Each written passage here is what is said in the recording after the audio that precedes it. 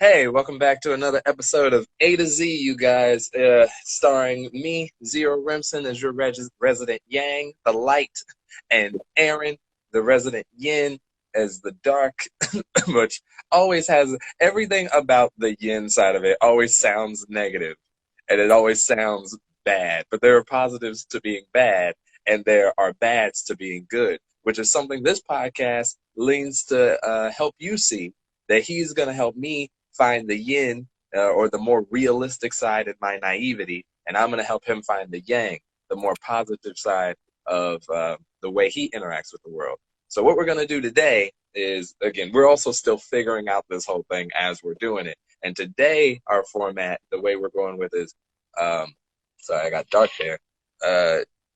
Aaron is going to start, and he's going to tell me a thing that happened to him, give me his perspective, and then I'm going to tell him how I would interact with that situation. And then vice versa, I'm going to think of things that I've experienced. And we're just going to flow with it.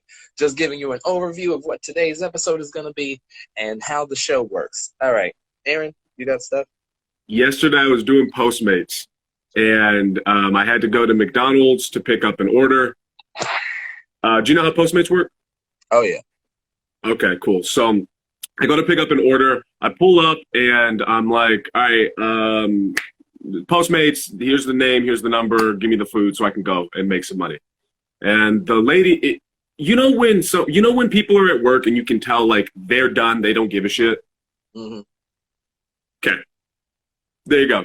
And they're all wearing masks, so I don't know who's who. Everyone's a Mexican lady. They're all just Mexican, all just blind Mexican ladies walking around. And so they say pull up, and I pull up and I wait, and then like 3 or 4 cars gets their food and goes past me.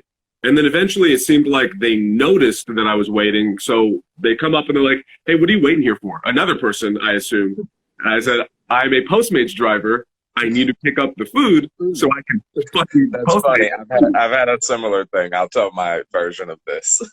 So they're like, oh, yeah, okay. So just go park over there. And I said, okay. So I go park over there, wherever there is, and nothing. They're not coming. More and more people keep going by to the point where I had to text the customer and be like, I don't know what's happening. I'm going to go in and figure it out.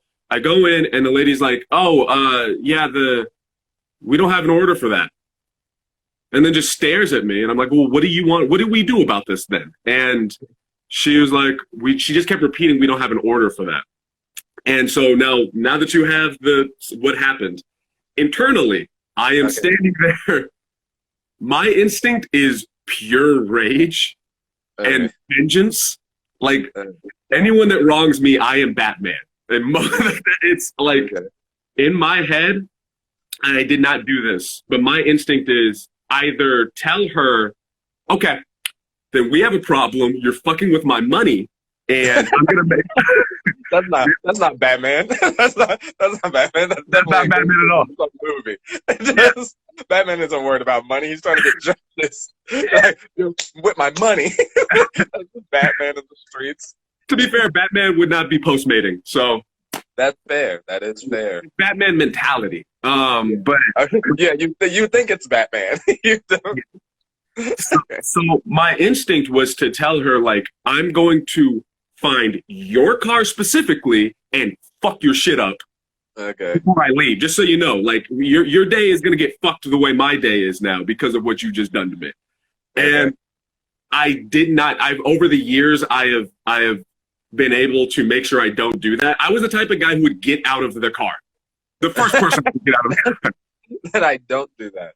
That is more Deadpool than Batman. That's fair. It's more Deadpool. But I would be the first person to get out of the car. I had no issue with it. And so when I get angry, I'm like, okay, I'm going to remove myself from the situation because something is going to happen if I don't. And so then I leave, and then it took me maybe 10, 15 minutes to like calm down. And then I went to the next place, and it was I told you the milk. I can't say the R word, right? Like people get in trouble. Well, listen. Here's my rule, and you can. We're deciding because we're figuring out the podcast. To me, I personally don't care about the R word. If you use it like how you use it, we'll deal with that backlash if we get to that level of fame.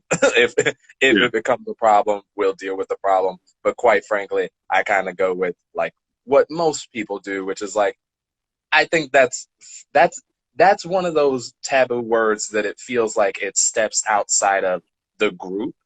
Like the group doesn't care, but people are stepping up for that group in an like you're not gonna stop that. Like Right. it would be the same as if like, oh, we're gonna try to get rid of the word like the SLUT thing. It's like there's always gonna be a word for that because there will always be that existence. It's never gonna not be. The idea that somebody is dumb, the idea that somebody is doing something silly, like that's always gonna be, and they're just gonna find another word and like nobody, very few people, I wouldn't say nobody, very few people use that word against the group that they're Yeah. trying to protect from hearing that word. So personally, I think we're fine, but if you don't feel comfortable using it, then I mean, personally, in my daily life, I never use it, but that's because I still rely on stupid and like Yeah. dumb. But if The, you feel, I feel like, or mentally challenged, what we're talking about in the context of the story, I think it's fine. All that was okay. to say, I think it's fine. I'll I just think say we should be able to say whatever we want. she clearly kind of she had some sort of mental thing. Okay.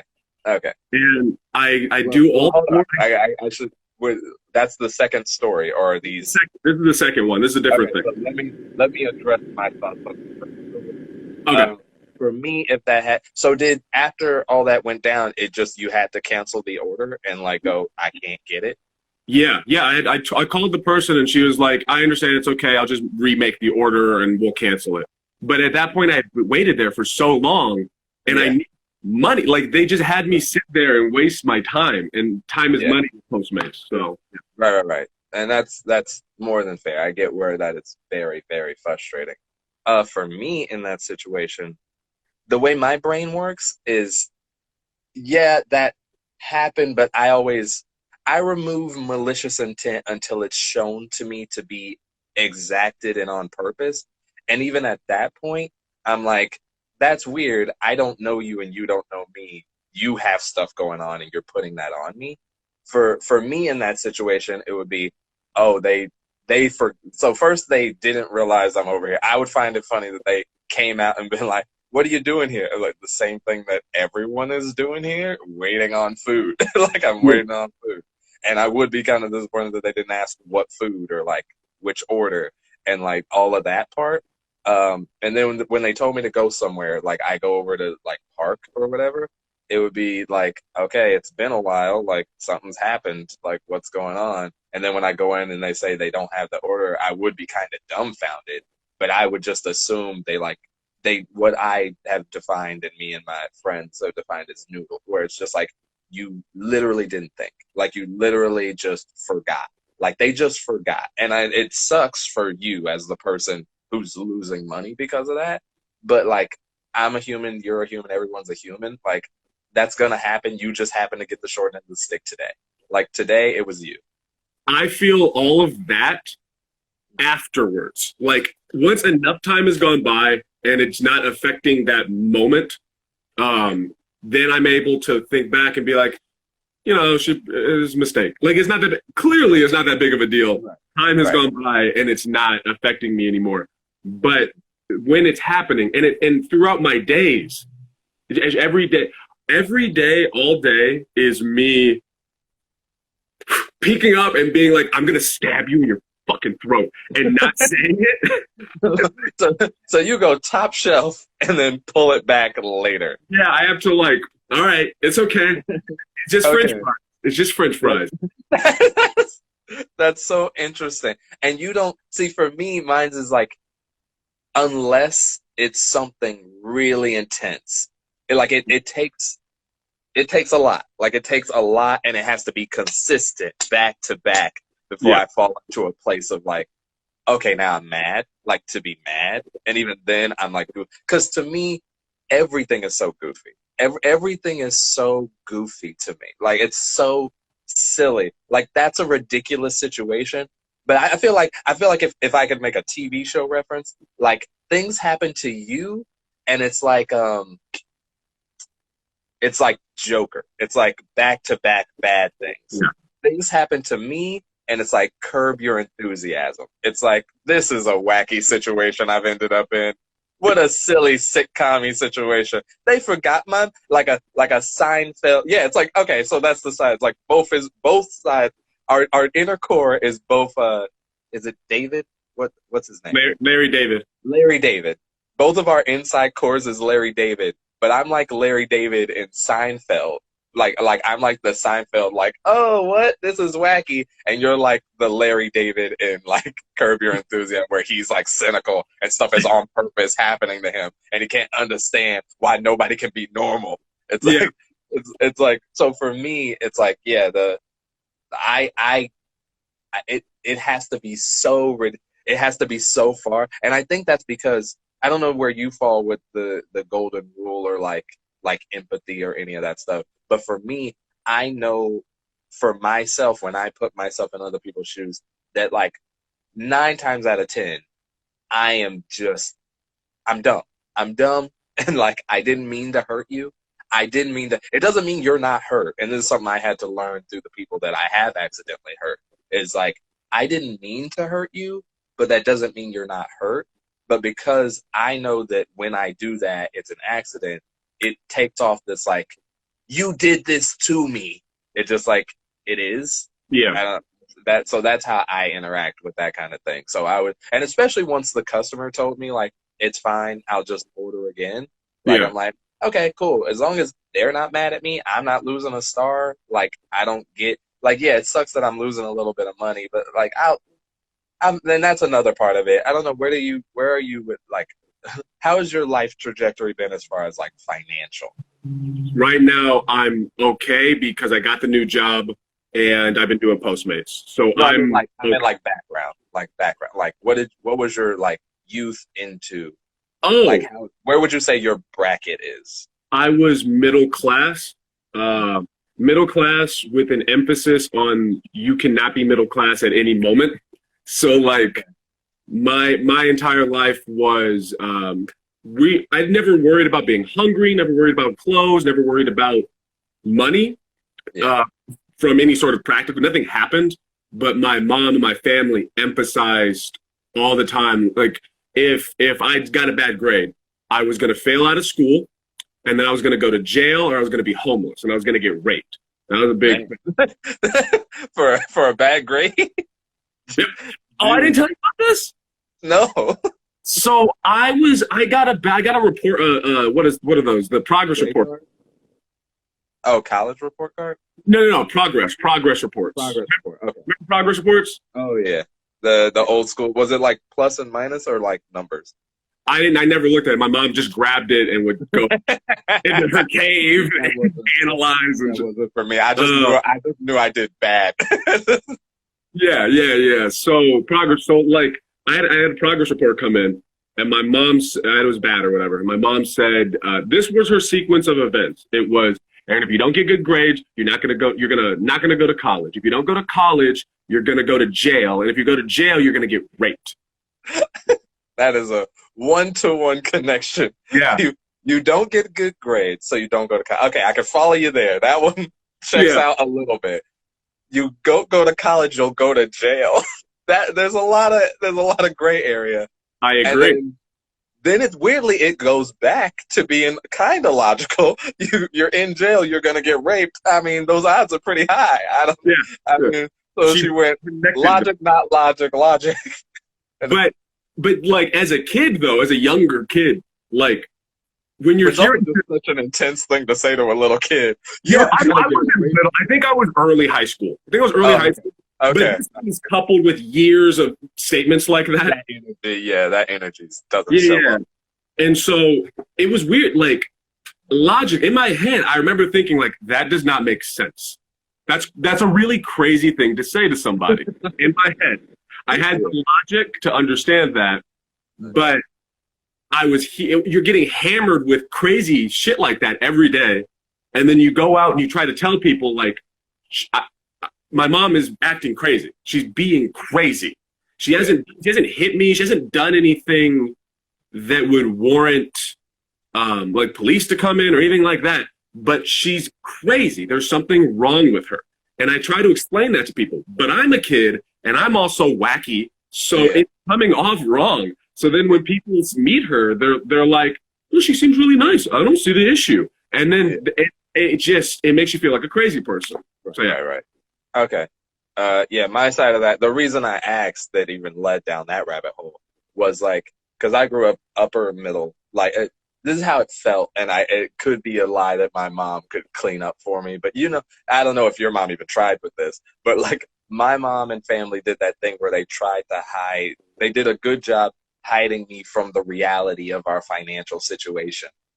Okay. So yeah, so like I thought we were good and like I didn't want for anything in the first place. So I like I'm not an objects buy things kid. So like we lived in a relatively good house, we lived in a relatively good neighborhood, and we went on vacations. So I was like, "Oh, we're chilling. We're good. Like we get to have pretty much whatever whenever we want."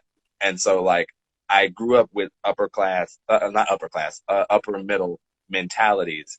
And then I got into, I would say like college was when we had to start pulling back on funds. But again, since I didn't really care, it was like I still felt and had upper middle class mentalities. So for me, all that is linking back to say money is this weird concept to me in the way that I understand it's important. I get that I need that, but I don't have the attachment to like if you took my money then like we got a big problem. Like I do if you like straight up steal from me because it's more about the act of stealing from me. Yeah. But like money itself is not important to me. It's like if I Zero. live, yeah, I don't want to interrupt. I'll let you finish. We are the same person. It's super trippy. yeah. It's I know. this very yeah, again, I'm telling you, we loop back around. It's like nature nurture. Our Yeah. natures are so different other way around. Our nurtures are so different, but our Yeah. natures are essentially the same. And it's like I don't care about that kind of thing. Like I don't like again, give me a house where the water and the heat works and I have internet and I'm golden. Microwave, toilet, all that stuff, I'm golden. I don't need material things and I'm not thinking about the next dollar or any of that stuff. So when again to loop it back and around into what we're talking about, that's why I brought it up is because when you said up top, it's like you're messing with my money, you're messing with my life. That sounded like mentalities of somebody that money does mean something in the So like grand scheme, and that's not how I interact with it. for me, money is. I feel in the core, I feel the exact same way you do. But because Mm-hmm. money was brought up to me all the time and aggressively and used as a guilt trip, Mm-hmm. that's where things got I get squirreled. that. So like, Yeah. yeah, for me, I want money and I need money for no reason that I don't particularly enjoy. I'm not like fucking getting Yeah. bitches and going to the Okay. strip or anything. For me, it's like I just want money for my own independence so everyone else can stay the fuck away from me and I don't want anyone to have control over my decisions. Right. That's why I want money. Yeah. And see, that's another weird place where we are the same because I also have things about control. I don't like being controlled. I don't like being in a box of sorts. I don't like when people that's the things like everybody has their like button that it's like 0 to 100 button. Like my trigger for me is when people put things on me. And it's fine. Like it's only when it's clearly it's obviously only when it's negative. When somebody puts on me. So if I was in your situation with the lady and she put on me that I was trying to ruin her day, like you've projected onto me that my intention is to hurt you. That has all I don't know why I've never psychoanalyzed it, but it's always hit me right in the where that it ironically makes me into like, well, now I am upset and I don't want to ruin your day because of it, but I'm upset that you think that I work like that. That you think that you know that I'm trying to hurt you. And it's so outlandish. It's that cartoonish energy because I think it's so cartoony when somebody tells me that I'm being that. I'm like, you think I'm a cartoon character? You think that I really am like, ha ha ha ha, today I'll ruin this person's day. That's what Yeah. I'll do. Today I've decided to ruin your, specifically you. I said that person today. Like, Yeah. that's not what I am. And so that's where it does. That's those one of the few things that do get me is when people do that. But okay. Next story. Oh, the Unless mentally. you have more thoughts. No, I think we're on this. So far from what I'm getting is a situation that would bother both of us for gut reasons. My instinct is anger and fury and vengeance. Yeah. Your instinct is cartoonish exaggeration to the point of absurdity. Yes. Then I don't know what happens to you after that. I guess you get over it. Yeah. It's pretty much like once I've seen the absurdity of it, then it's like it's funny to me. Once it's funny to me, I'm not in that mode. And that, much like you said, you go there immediately. It's not a thing I'm thinking about. It's a like you just go straight to, oh, I'm gonna up your day now. Like Yeah. I go straight to, this is a cartoon. I don't see this as real. And Okay. so it's like silly. Which again, to talk about my downside of that is when it is an actually serious situation and I go immediately to cartoon laughing at it, people don't like it when Yeah. you laugh at them and they're angry. But I that happens to me a good couple of times because I'll be like, "You're so silly right now," and they're like, "No, you, you," and I'm like, "You're so mad. I can't connect to it, and I want to stop smiling, but I can't because it's like it's so funny to me." Yeah, it's not. If people, I either stay. If someone is like getting angry with me, I either stay very very calm, super calm, or I'm going to match you or take it way further. Like Mm. I will take it just to prove a point. I will take shit. Oh, I have a story for you. This happened It's a recently. story, guys. Everybody, it's another Aaron story time. That's such a positive introduction to Hold such on, a let me get my negative. So I was driving. I was by UC. I was right by the getaway, uh and I'm driving, and there's this girl in front of me on a bike. First off, fuck her for even trying to. Being on a bike. Yes, on a bike in the street. I know technically it's a vehicle. I know that. Technically, You it's don't have good. a motor. You don't even have electricity on the thing. Like you don't. Yeah, I don't get the rules about bikes. It's like I feel like the sidewalk is made for bike Yeah, people, but yeah, like somebody rose a stink somewhere about something. Somebody who cares way more than me put in the effort to get bike yeah. laws.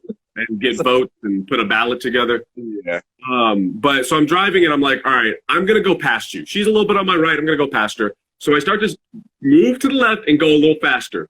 She puts her left arm out and then goes in front of me and then looks back. This zero.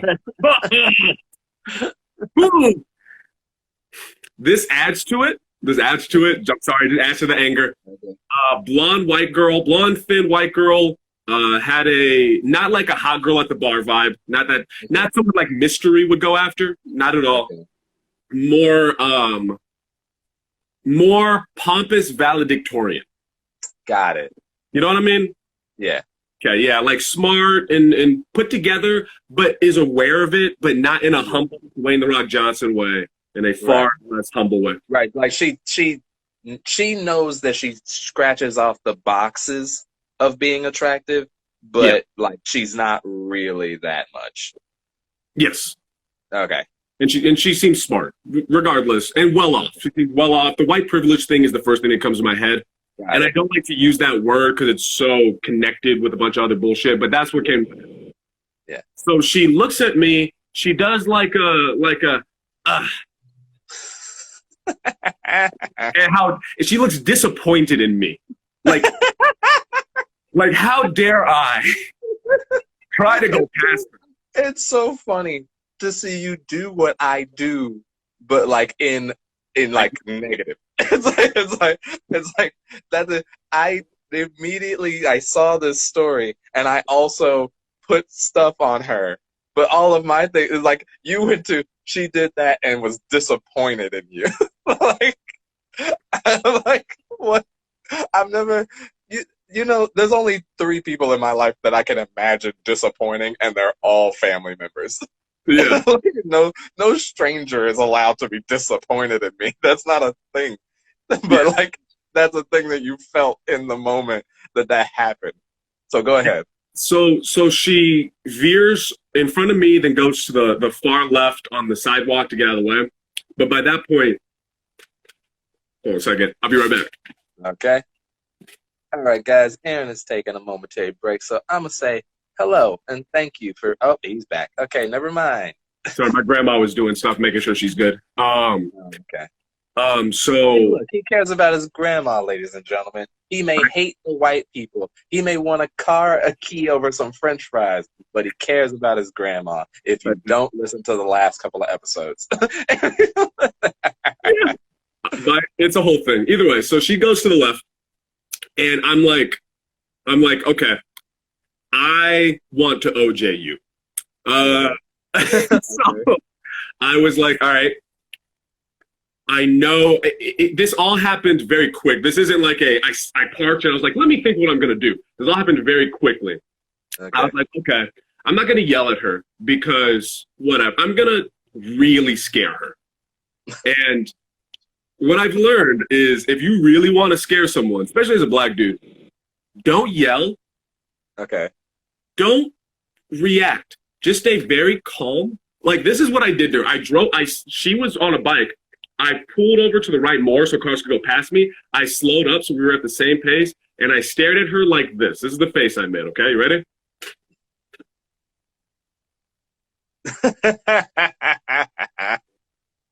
And I didn't let go eye contact, and I was driving. I don't know if you've seen Fast and Furious?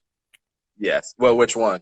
Oh, yeah. The one early before tanks got involved, early on, when VHS players they were still doing some great things. I think it's Fast and Furious 2, where Paul Walker stares at the girl and they're driving really fast and he doesn't break eye contact, but he keeps going. Got it. I was doing that. Part 2. Thank you. I was doing that. I was staring at her. I was not looking in front of me. I didn't care. It didn't matter to me. She mattered. And so she tried to do the white girl thing where she ignored it. Like, if I just act as though he's not looking at me, it'll stop happening. It'll go away. It did not. She finally started acknowledging, like, oh, I'm staring at her. And she, like, was clearly getting nervous. And eventually it got to a point where she could like, bike away and I had to leave. And then I calmed down after that. But, like, I have an especial vitriolic. I needed a really good word for this. Yeah, we're educated black people. we went to college, yeah. Which is completely. I just want to say, people still use that like as a thing. Going to college just means you had money. You took out loans. There's not a bar for college. Like, unless you're going to Ivy League stuff, that's not the thing. You can't use an overall catch-all. Like, I went to an art college, and the bar was like, did you take an art class once? And do you have $120,000 per year? And that will rise over the course of 4 years? And I was like, I'm in high school. Sure, I don't know what debts are. But naivete. But I get what you're saying. Vitriolic. I have a special vitriolic place for that type of white woman. There's a place. There's a thing in me. I can have a drink at a bar. So you're telling me that you get intimidated by strong, smart white women? Is that what I'm hearing? It makes me feel dumb. No.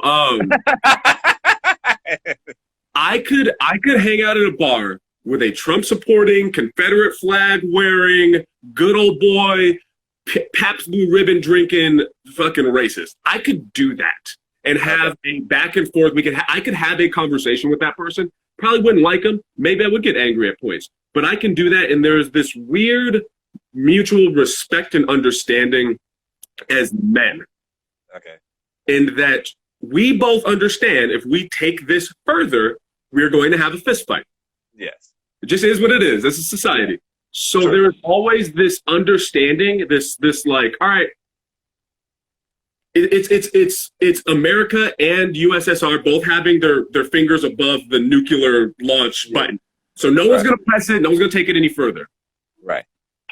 White women, that type, let me preface.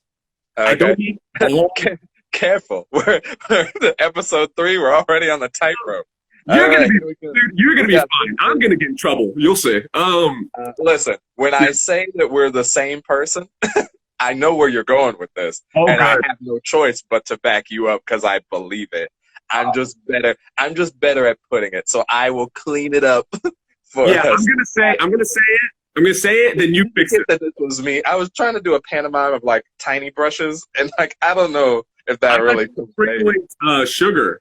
No, I was trying to like it's very old. I don't know what this is. I don't know what this is. I was brushing off like dust around something.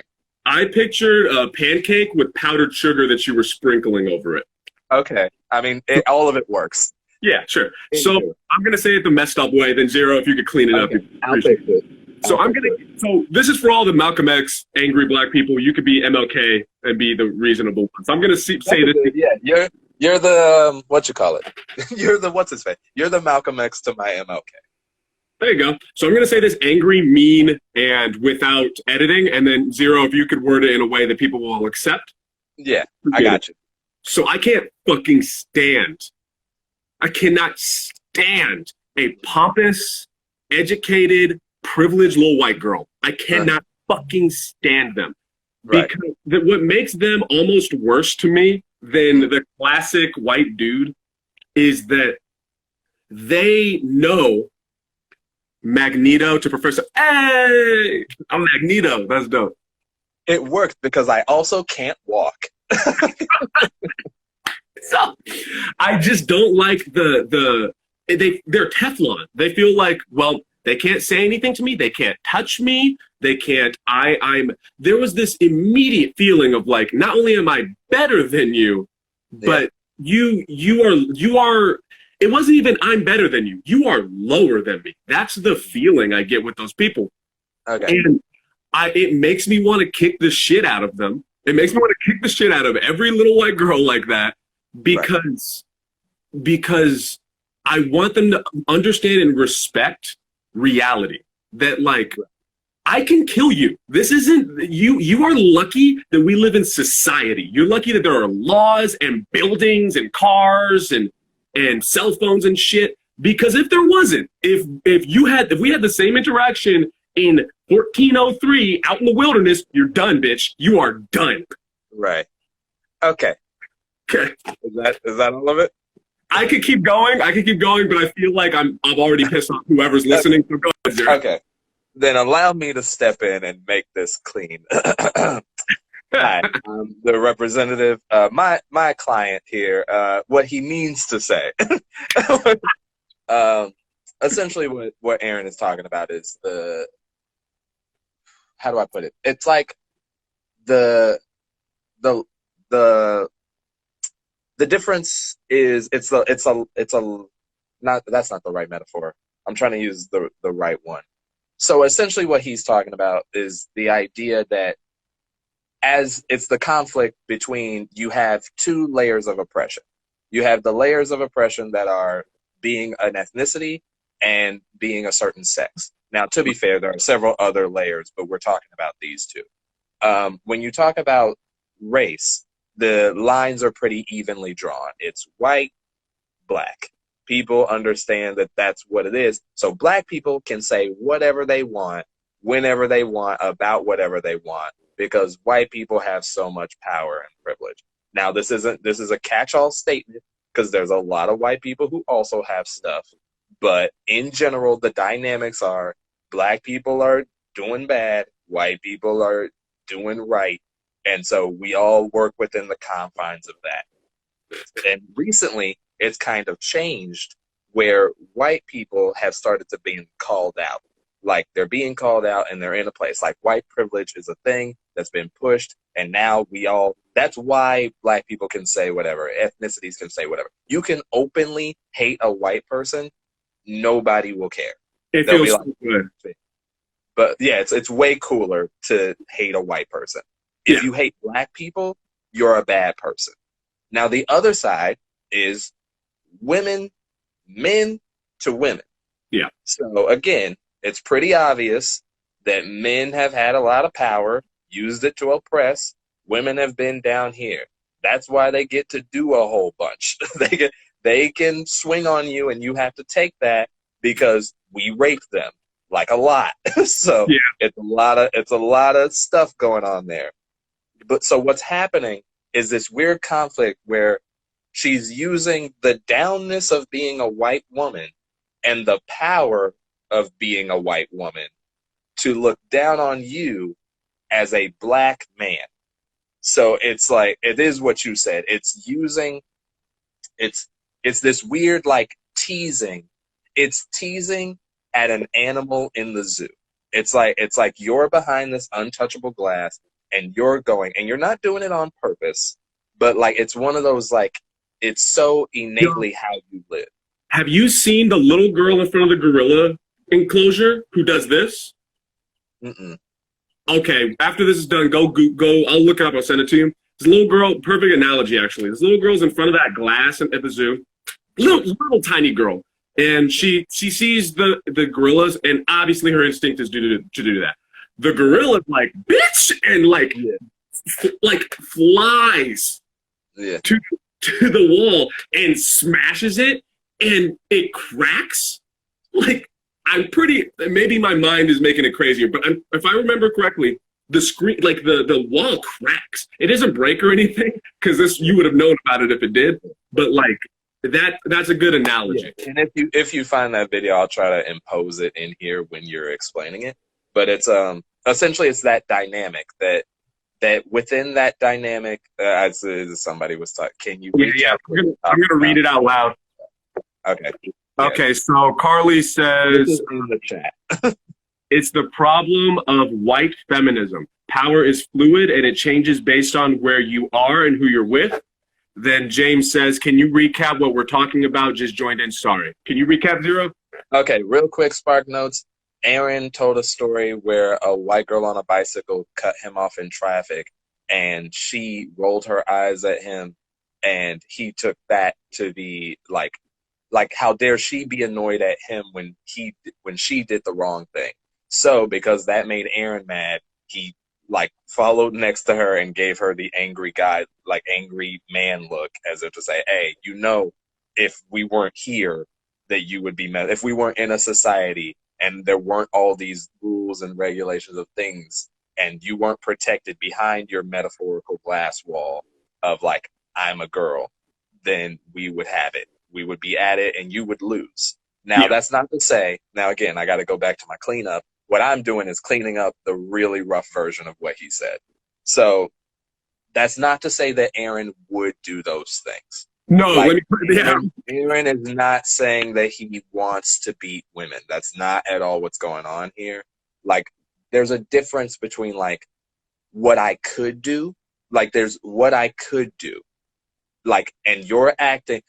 That's what a part of it. Okay, I'm finding it as I'm saying it. It's like a part of it is you're treating me like the person that you're treating me like the person that would do the thing you're afraid of, but you know that I won't do that. You're looking and rolling your eyes as if I'm the person that did it to hurt you. But if I was the person that you think that I am, it would not end at me following you and then I would go this way. You would be done. And it's the fact that there is no in that world. And again, and to be fair, there's a little bit of projection going on here. So we will acknowledge that there's. I have another story that relates to this that'll emphasize why I take it so seriously. But I'm let you. Right. And so again, we can acknowledge our own part in this. That girl is just doing her day. You could have been any race. Like you could have been anybody. You could have been a girl, you could have been white, you could have been black, you could have been anything. She would have rolled her eyes. Yeah. Now, at the same time that is, it's this thing where the fact that she feels she can do that to anybody with no regard, like it's like I'm untouchable, and it's like you being that makes people want to Touch you. press up against that. Yeah. Like it's like I'll show you you're not untouchable Yeah. because nobody's really untouchable, and you're gonna mess around and find the one crazy, and then you're gonna be shocked when it happens. And in a weird meta way, we're trying to help. Like in a very meta way, the reason that we get that way is because we're not crazy, but you're Well, acting hold on, as if I'm alone. okay. We're all a little crazy, Yeah. but we're sane enough to not hurt you. Okay, we're sane enough to agree to the societal rules that have been set up. So if that is the case, we're trying to teach you, hey, listen, I didn't do something, but I want to put what Aaron was doing in that moment was I'm going to put the fear in you, so then you don't do this again, because I'm not the crazy, but you're going to run into the crazy, and that person won't stop. That was a good example. That was putting the fear in her. Like that, I was trying to make a point that to say to her without saying it that like, look, she's so lucky. She really doesn't know. Right. And I think this is why I think it's not her, and that's the thing. It's such a weird thing to be because it's not their fault. It's like being mad at a rich kid. It's like the rich kid is a spoiled brat because everything got handed to them. There was no suffering. Nobody is above being spoiled. If you get spoiled, it's the reason nobody thinks about their legs until you lose your legs. Yeah. Like, as a human being, if you get everything handed to you, you're going to take it for granted. The people who are the most loving and will never let you go, you take them for granted until they're gone. Like, it's a thing that people do. It's not anyone's fault. It's just human nature. You have to work on it. That's why Thanksgiving is a holiday. You got to learn to be grateful about that kind of thing because it's rough. That's just what you do.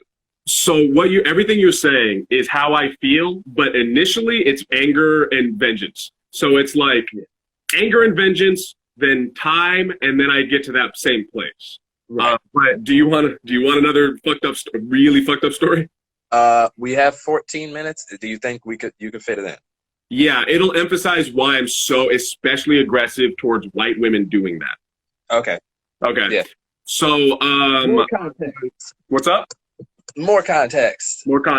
So I was on dating apps at the time. This is before this is when you can touch people. He's single and lonely, you guys. What happened is, have you ever heard of an incel? So I'm on dating apps. I meet this girl. Please do. They say the message says please do. I think that means tell the story. Yeah, that means tell the story. So I'm on this dating app. I meet this girl. I think I was about 27 at the time, and she was 23, 24, maybe. White girl, Negro. And so we meet, we hang out, we talk about children because she was Mormon. And she was talking about how I'm going to have kids until my vagina is just a big old hole. And she didn't. Oh, okay. I'm like, what's crazy is I've met that kind of white lady. I'm like, oh yeah, okay. But that she essentially was like, I want to have a lot of kids. I'm Mormon, and I said I don't want to have any kids. I'm a comedian.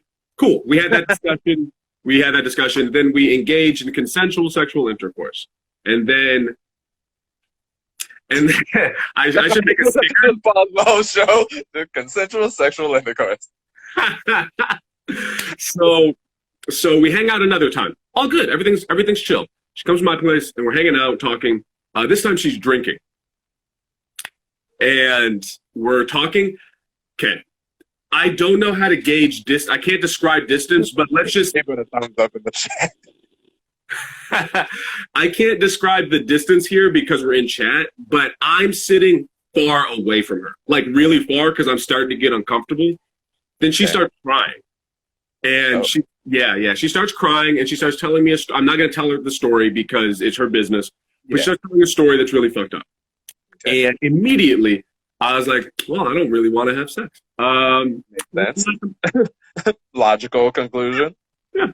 And so, Let that be another lesson, guys. If tears are coming out, it's a wrap. It's a wrap. Let it go. so I didn't want to with that. I was done. I was like, okay, well, we can hang out. We'll play Sega Genesis, whatever you need to do. I just want you to be chill. And then it goes. What time period are we in?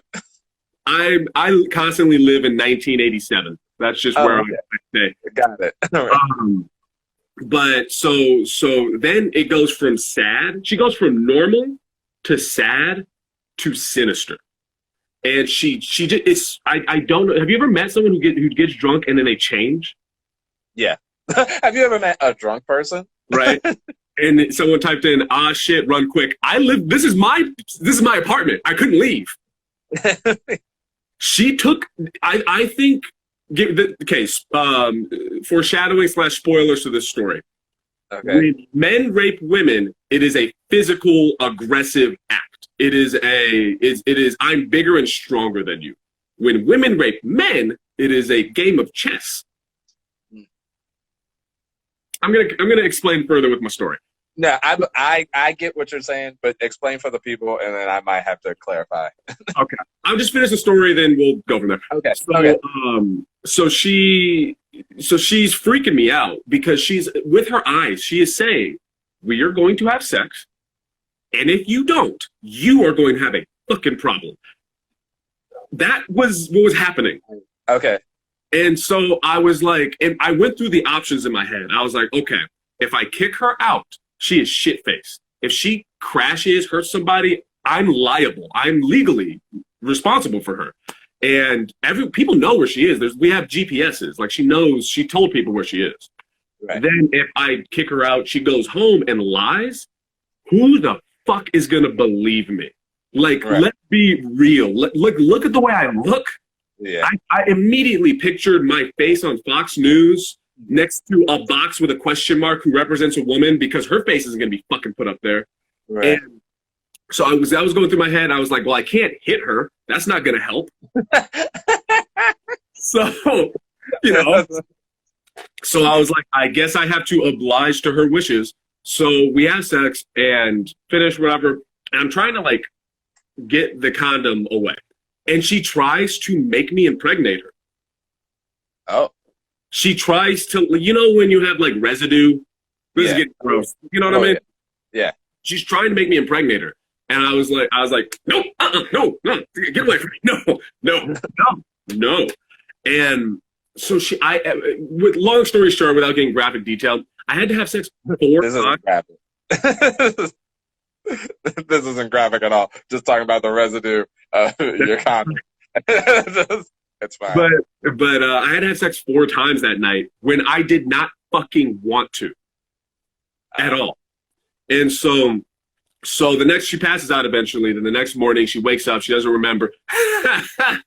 She doesn't remember. By the way, the reaction that we're having right now, if I was a woman talking about this story, people would be like, oh my God. Yeah.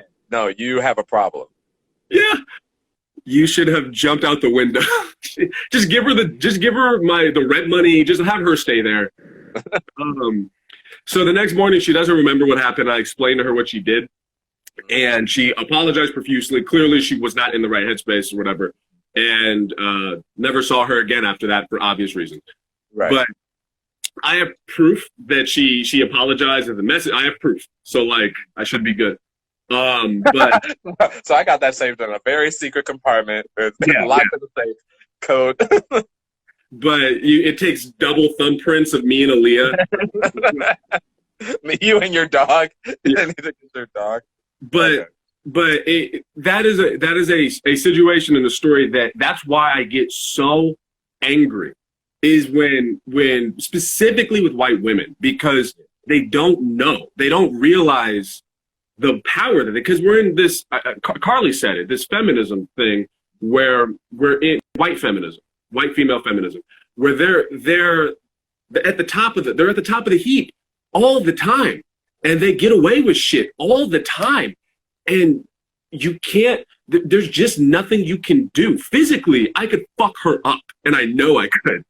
Right. But it's not going to make me safe. And people need to fucking understand. White women, y'all need to. Just real quick, do you think that at any point that our fan base will be white women?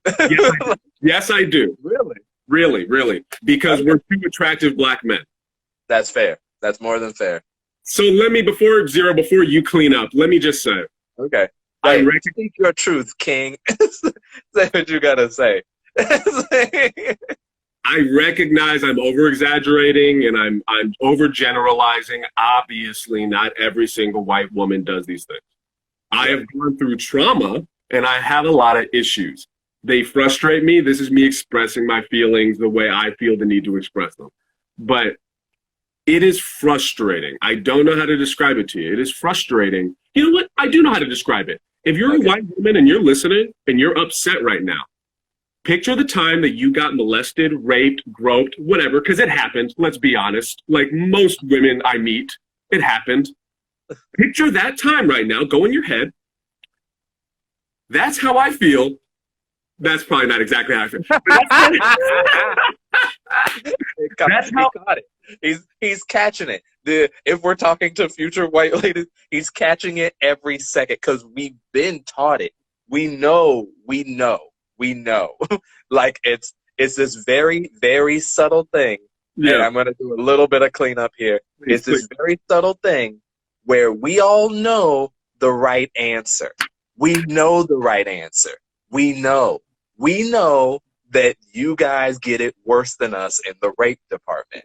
Now, at the same time, that's not to sidestep all the other things that happen, both to you and to us.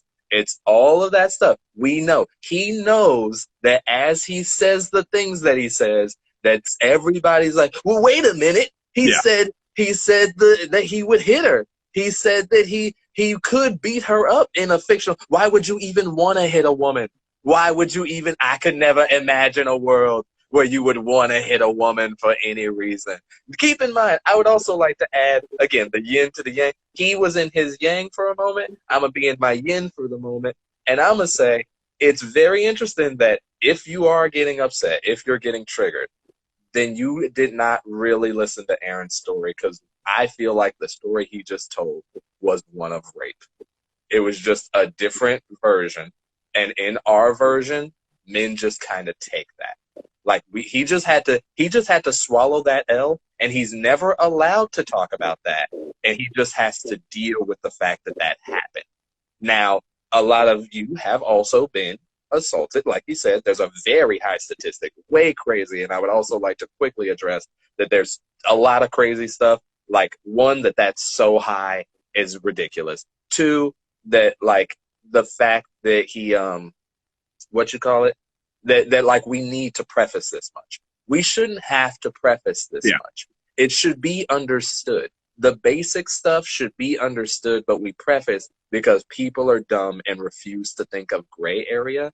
Like, again, we all know the right answer. He could easily not talk about that. I would more be like, you should be more concerned about the dudes that just go, because those dudes don't care. They're just telling you what they want, and then they're going to do the dark stuff that they've always done.